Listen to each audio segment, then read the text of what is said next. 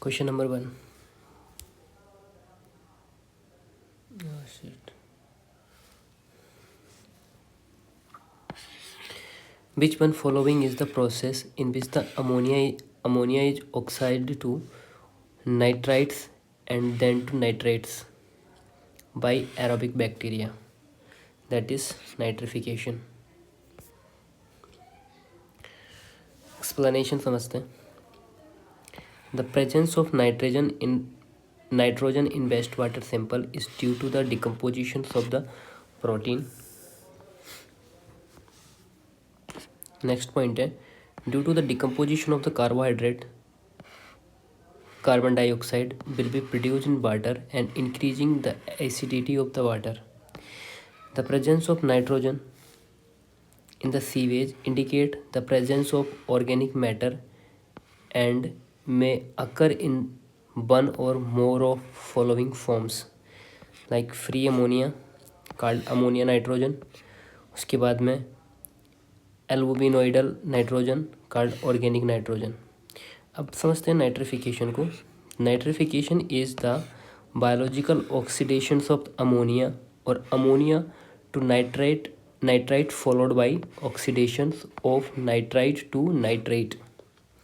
Nitrification is the aerobic process performed by small group of autotrophs bacteria and archaeas. Denitrification is the process in which nitrate get convert into nitrogen. Nitrates के बारे में समझते हैं. The free ammonia indicate very first stage of decomposition of organic matter, thus indicating recently state of sewage, and albuminoidal nitrogen indicates the quantity of nitrogen present in sewage before the decomposition of organic matter is started. The nitrites indicate the presence of partially decomposed, not fully oxidized organic matter, and nitrites indicate the presence of fully oxidized organic matter. Next question. A tank into which raw or partially treated left to stay and discharged at such a rate as may be necessary sewage is collected for subsequently treatment is called, क्या बोलते हैं इसको? A tank into which raw or partially treated left to stay and discharged at such a rate as may be necessary sewage is collected for the subsequent treatment is called dodging tank. Dodging tank को समझते हैं. Dodging tank is a tank in which sewage is collected and later discharged at the rate required by subsequent treatment process. Dodging tank were used previously when the discharge was not huge and it was possible to collect and let the sewage, untreated or partially treated sewage, be left to stay even for several hours.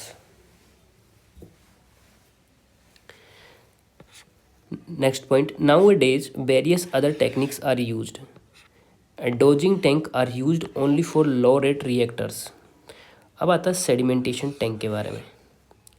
First point. Sedimentation tank allows suspended particle to settle out of water or wastewater as it flows slowly through the tank, thereby providing some degree of putrefaction. It is also called settling tank. A layer of accumulated solid called sludge forms at the bottom of the tank and is periodically removed. In drinking water treatment, coagulants are added to the water prior to sedimentation in order to facilitate the settling process, which is followed by the filtration and other treatment steps. In modern sewage treatment, primary sedimentation must be followed by secondary treatments, example trickling filter or activated sludge. To increase purification efficiency, sedimentation is usually preceded by treatment using bar screen and grit chamber to remove large object and coarse solids. Next आता है skimming tank. ये क्या होता है?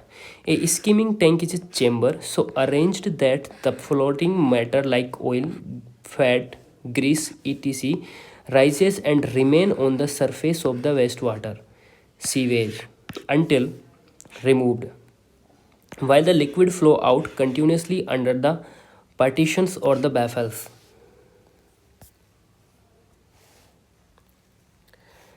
Next, in context of the sludge conditioning, alliteration is the synonymous of the washing.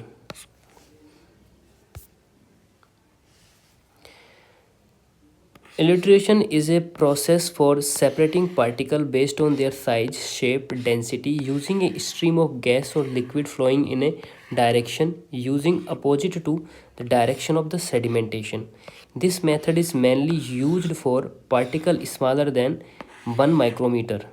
Thus, smaller or lighter particles rise to the top or overflow because their terminal sedimentation velocity are lower than the velocity of the rising fluid. The terminal velocity क्या हो गया? ये pencil फिर बंद हो गई.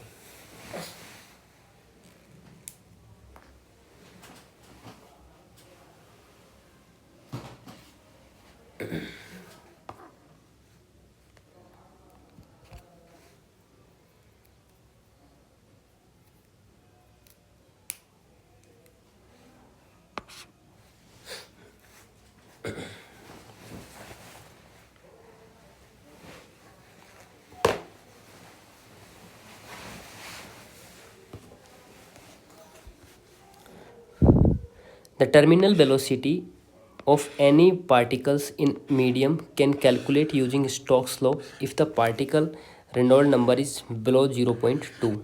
Third point है, alliteration is a process of sludge conditioning in which sludge is washed either by fresh water or plant effluent. Next, sludge thickening is commonly achieved by the following method. Gravity thickening से achieve होता है, air flotation से achieve होता है, सेंट्रीफ्यूजन से achieve होता है. तो इसमें 1 2 3 तीनों ही सही होंगे. जो स्लज थिकनिंग है commonly achieved by the following method.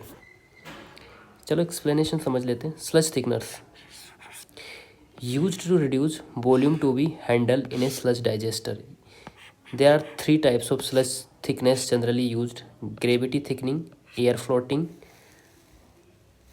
and centrifugal type. The formula used to find thickening sludge is P1 into 1 minus M1 is equals to P2 into 1 minus M2. ये फॉर्मूला यूज होता है इन sludge thickened sludge के लिए. जो M1 होता है ये initial moisture content of sludge होता है. M2 जो होता है moisture content of sludge after thickening होता है. P1 जो होता है इनिशियल वॉल्यूम ऑफ स्लज होता है. और जो P2 होता है ये फाइनल वॉल्यूम ऑफ स्लज होता है. नेक्स्ट चलते हैं. Which one of following is the process whereby the chemical are added to wastewater resulting in reduction of force tending to keep suspended particle apart? That is coagulation.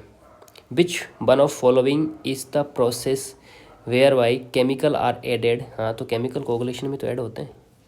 बावड़ी है क्या?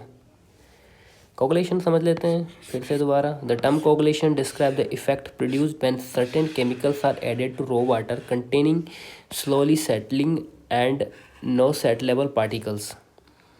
The chemical hydrolyze and neutralize the electrical charges in the form of colloidal particle. Neutralize, electrically charged, and hydrolyze, which begin to form of agglomeration termed floc, which will be removed by the clarification and filtration. According to the Indian Standard Code, it provides with the range of 5 to 85 milligram per liter. The different types of coagulants added in treatment of water. First one is alum Al2SO4, 18H2O, जिसे hydrated aluminium sulphate भी बोला जाता है, इसे hydrated aluminium sulphate. दूसरा आता है copper, FeSO4 7H2O, जिसे हाइड्रेटेड फेरस सल्फेट बोला जाता है। तीसरा आता है क्लोरीनेट कॉपर। चौथा आता है सोडियम एल्यूमिनेट। ठीक है,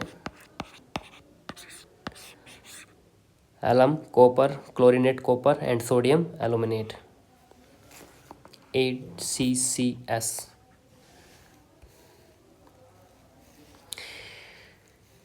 Which one of following is the grit removal unit which also removes silt as well as some organic matter along with the grit? That is the detritus tank. समझ लेते हैं इसको, detritus tank को। A detritus tank is a grit removal unit that remove silts and some organic matter along with the grit.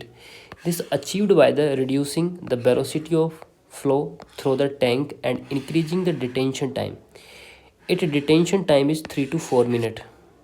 Skimming tank की बात करें तो skimming tanks are use to remove floating substance like grease, oil, fat, soap, fruit skins, etc. If these are not removed, they can cause severe damage to several types of equipment in wastewater treatment plant. Skimming tank is used generally rectangular or circular shape, having detention time of 3 to 5 minutes. Detention tank.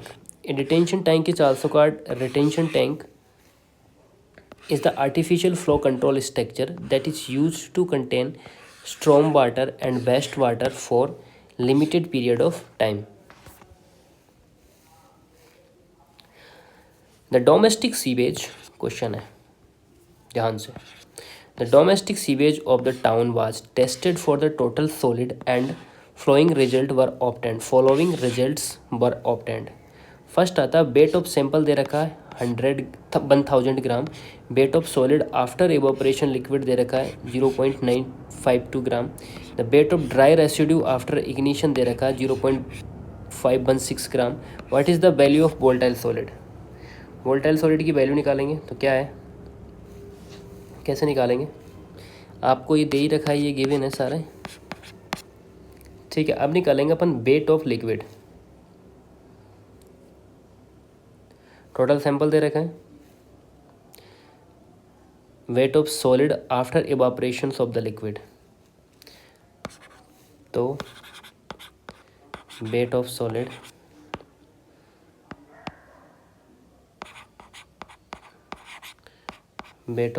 दे रखा है 1000 minus 0.952 ग्राम। ये आ जाएगा,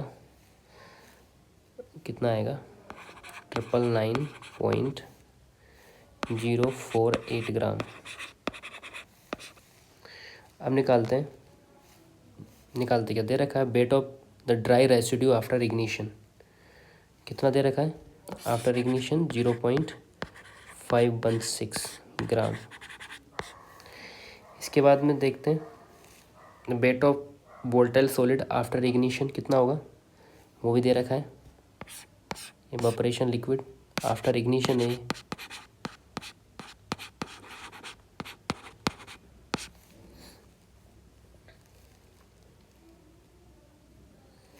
तो ये हो जाएगा 0.952 minus 0.516। इसको घटाएंगे तो कितना बचेगा? 6 में 12, 6 बचे 634 436 ग्राम। नाउ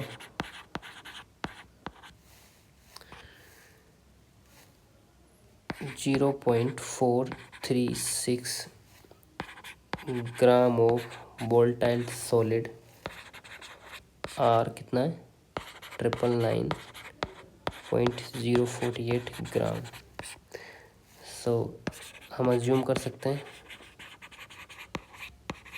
क्या अज्यूम करना है? सीवेज डेंसिटी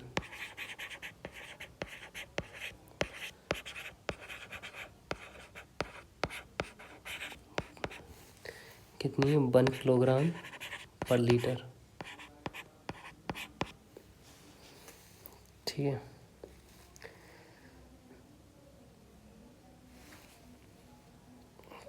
तो इसका फाइनल आंसर यही होगा 0.436 या 436 ppm।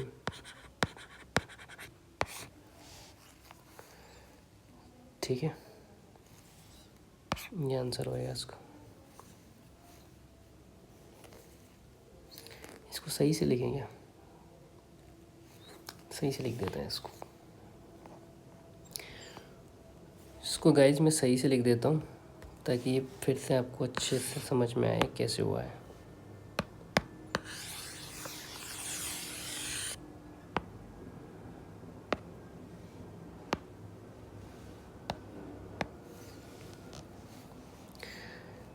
अब निकालना अपन को वेट ऑफ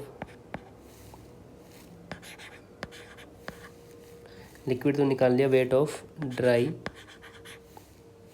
रेसिड्यू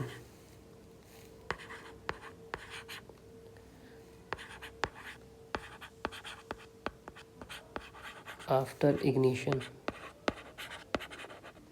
दे रखा है 0.516 ग्राम। ठीक है, सो एज वी नो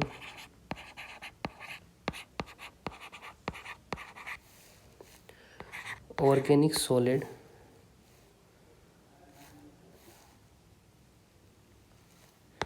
या volatile solid, the weight of volatile solid after ignition, एक तो पेंसिल नहीं चलती सकती, 0.952 माइनस 0.516 0.436 हो जाएगा ना काटने के बाद। भाई क्या हो रहा है इसमें? 436 ग्राम,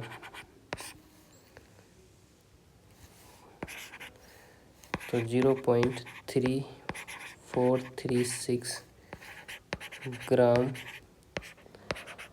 वोल्टाइल सॉलिड 999.048 ग्राम था। तो इसका आंसर ये हो जाएगा। ठीक है, चल नहीं रहा पेंसिल। इसको समझ लेते हैं, इसके कंसेप्ट को। कंसेप्ट क्या है? Organic solid are called volatile solid and these solids on heating 650 degree temperature get vaporized and leaving behind the inorganic solid or non volatile solid. Total solid is equals to होता organic solid volatile solid plus inorganic solid यानी non volatile solid. On heating the water sample 650 degree, all organics or volatile solid get converted into the vapor and leaving behind the inorganic solid.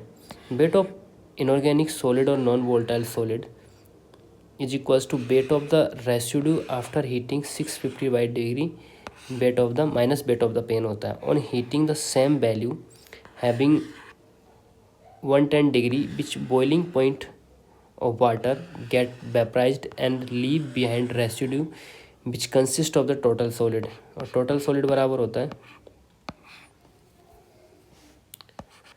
weight of solid residue after heating of 110 degree weight of pane।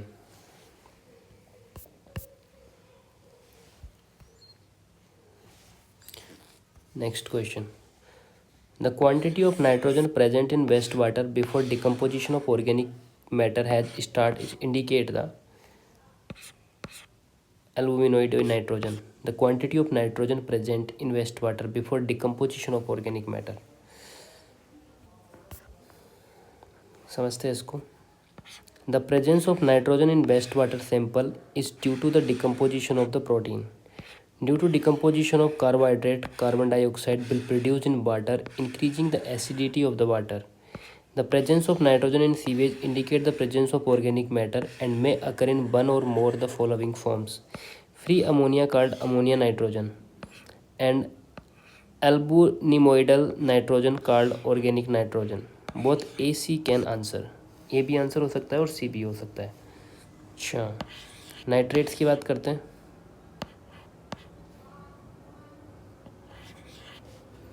The free ammonia indicate very first stage of decomposition of organic matter. जो free ammonia होता है वो indicate करता है very first stage of the decomposition of organic matter, thus indicating recently start sewage. Albuminoidal nitrogen indicate the quantity of nitrogen present in sewage before decomposition of organic matter is started. The nitrites indicate the presence of partially decomposed, not fully oxidized organic matter, and nitrites indicate the presence of fully oxidized organic matter. Next, which one of following is the advantage of using activated carbon for water treatment?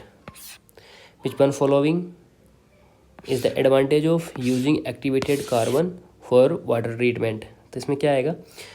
When used in powdered form after coagulation, it does not aid in coagulation. क्या बात कर रहा है? नहीं भाई,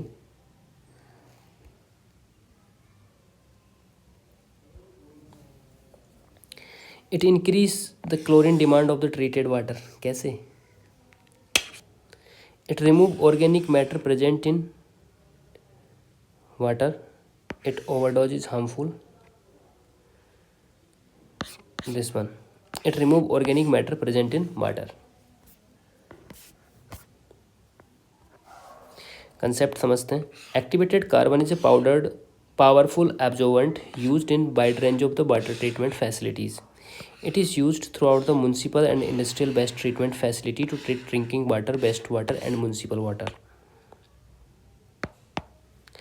The unique porous structure and vast surface area of activated carbon combined with attraction of force allow to activated carbon to capture and hold various types of material onto the surface.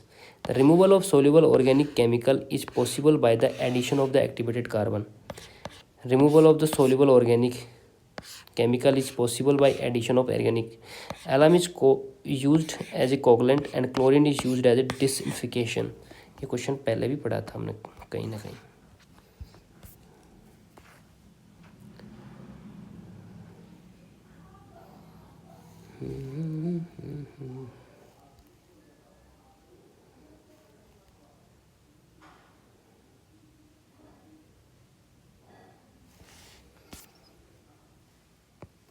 और कौन से question रह रहे हैं इसके?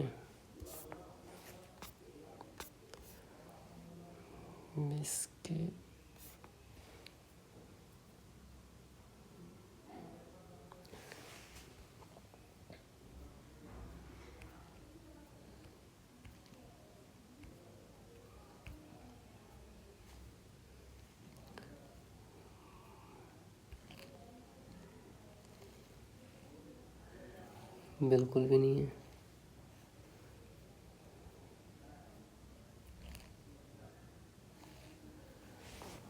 ठीक है,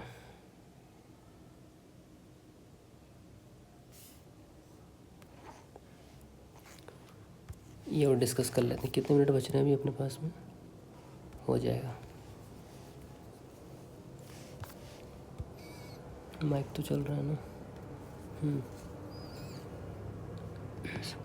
direction in statement first, statement second. तो देखते हैं क्या डायरेक्शन दे रहा है. Below questions consist of two statements, one labeled as a statement 1 and other as a statement second. You are to examine these two statements carefully and select the answer of these items using code given below. Statement first है, both empirical formula given by American Insurance Association and Houston of the determinations of fire demand of water are not suitable for the Indian condition. Next दे रखा Kuichling formula estimate lesser value of fire water demand.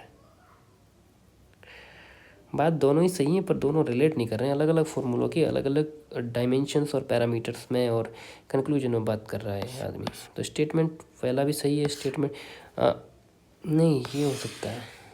कैसे explain नहीं कर रहा है भाई. दूसरा भी सही है तो इसमें बहुत ट्रू नहीं है. सेकेंड है, statement 1 and statement seconds are individually true, but statement second is not correct explanation of the statement 1. Concept समझते हैं. For nation board of fire under right formula known as American Insurance Associations and Booston formula given higher value of fire demand, which are not suitable as Indian conditions are concerned. Booston formula is start 5663 under root P, and Kuchling formula estimate lesser value of fire water demand. Kuchling formula is 3182 under root P. 3182 under root P, that is Kuchling formula. P मतलब population in thousands.